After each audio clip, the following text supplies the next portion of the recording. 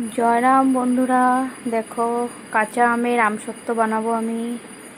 আমগুলোকে সিদ্ধ করে নিয়েছি ভালোভাবে।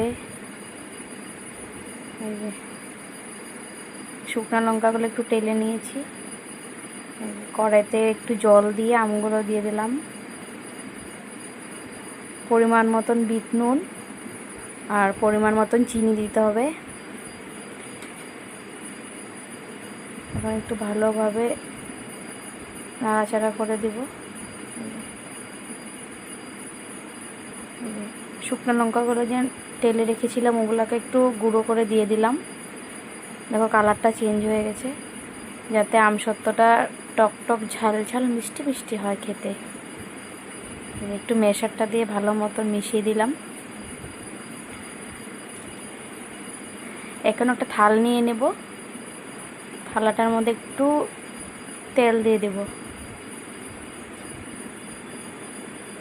তেলটা দিয়ে তারপরে আমসত্ত্বগুলো সব ঢেলে দেব। এই যে থালাটা, এখন সবগুলো ঢেলে দেব।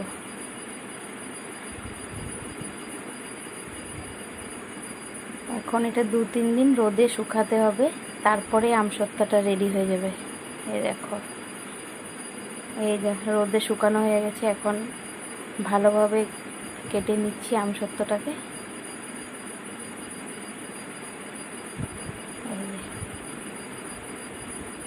দেখো তেলটা দিলে কি হয়, আর এই যে এগুলো সব সুন্দরভাবে উঠে যায়।